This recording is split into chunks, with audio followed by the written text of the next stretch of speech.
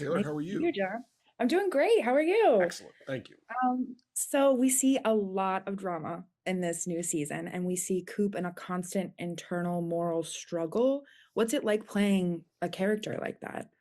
Well, I've got a little bit of a history with people like that. I think you could draw some parallels to Mr. Draper, but I love playing Coop. I'm happy that the show has found its audience. It's a pretty sizable hit, and happy to come back for a second season of it. We're able to expand our world a little bit and really show a couple more sides of Coop and bring in some new characters. So it's super fun to get the opportunity to continue to tell this story.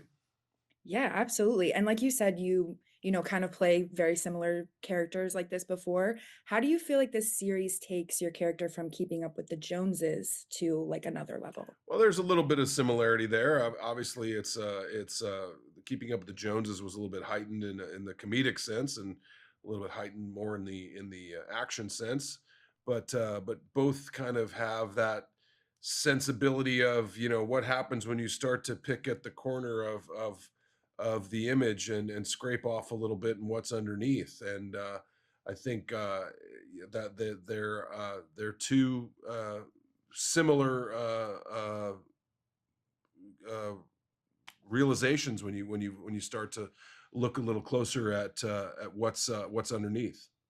Yeah, absolutely. And so we see Coop kind of like in this middle-aged aspect of life. How is a series based on that chapter of life? How is it fit for such comedy, drama, and all this outrageousness that we see? Well, as one person who has lived through half of his 50s, getting older is kind of funny sometimes. It's there's a lot of stuff that you used to take for granted that doesn't work as effectively as it used to, and that's when it's not devastatingly sad, it can be funny. Mm. So we have a season three. What's on your wish list for Coop?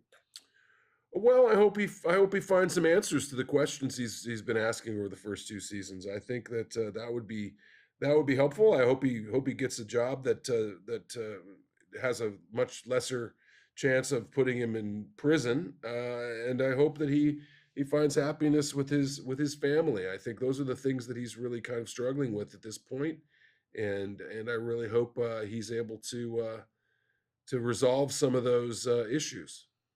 Yeah. And so have you ever been a part of a neighborhood group of friends like this? Was it similar, different? I don't know if similar is good or not, but I have a great neighborhood and several friends that live in my neighborhood, and I'm a very active participant in my neighborhood. I walk my dog in my neighborhood and say hi to people and my neighbors, and I don't steal from them. I don't covet any of their stuff, but I do appreciate having people around you that you know and feel comfortable with, and understand that that's what makes a community, and that's what is very comfortable about where I live.